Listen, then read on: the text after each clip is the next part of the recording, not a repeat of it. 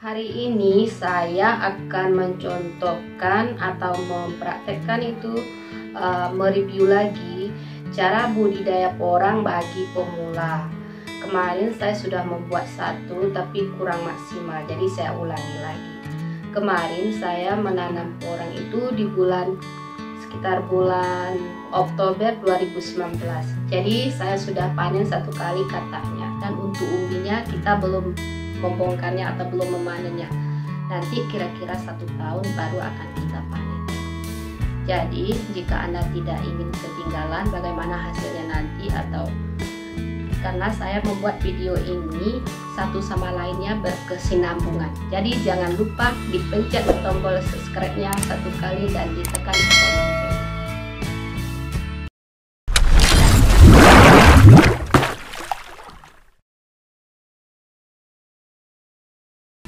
Banyak yang bertanya kepada saya, untuk 1 hektar tanah itu dibutuhkan bibit berapa. Kita untuk 1 hektar tanah mungkin menghabiskan bibit sekitar 35.000 butir atau sampai 45.000 butir.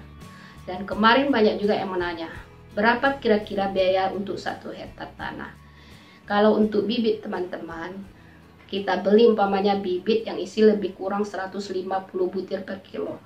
Maka 35.000 butir kita bagi 150 butir, maka akan dapat 233 kilo, 333 sekian. Kita bulatkan menjadi 234 kilo.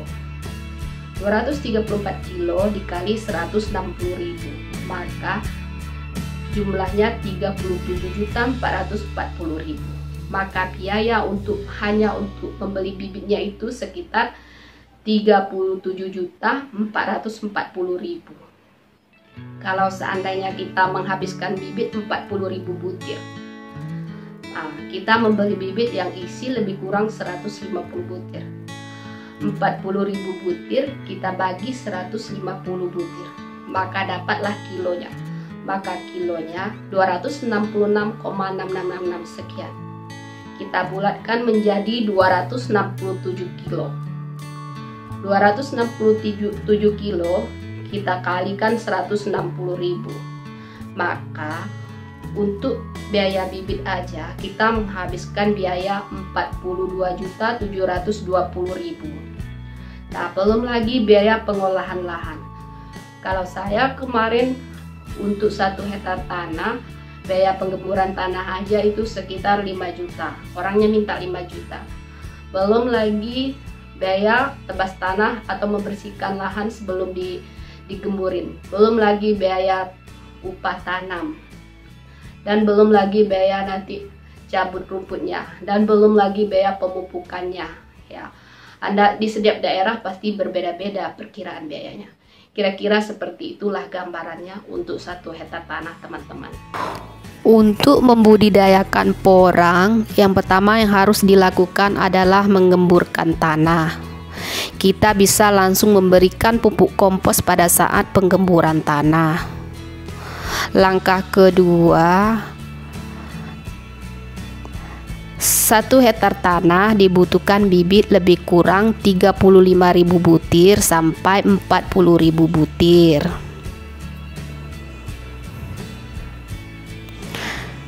Langkah ketiga, jarak tanam sekitar 50 cm dan jarak gundukan 80 cm. Boleh juga sesuai keinginan Anda. Langkah keempat, jika Anda tidak memberikan pupuk kompos pada saat pengemburan tanah, harus diberi pupuk kandang pada lubang tanam. Lubang tanam tidak boleh terlalu dalam, cukup sekitar tertutup 1 cm dari bibit. Cara tanam bibit, tampuk bibit menghadap ke atas. Setelah 1 bulan baru nampak bertunas, ada juga yang belum bertunas. Kira-kira seperti inilah. Nah, baru nampak keluar dari tanah. Inilah pertumbuhan porang setelah umur 2 bulan. Boleh diberikan pupuk untuk akar dan daun dan pohon pada saat sudah bertunas atau sudah keluar dari tanah. Setelah muncul bibit kataknya, kita tukar menggantikan memberikan pupuk pembesaran buah dan umbi.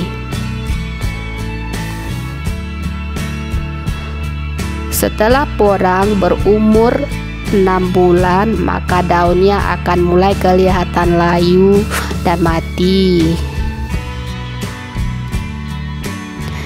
Jika pohon dan daun sudah mati, kita sudah boleh memanen katak porang. Umbinya jangan dibongkar dulu.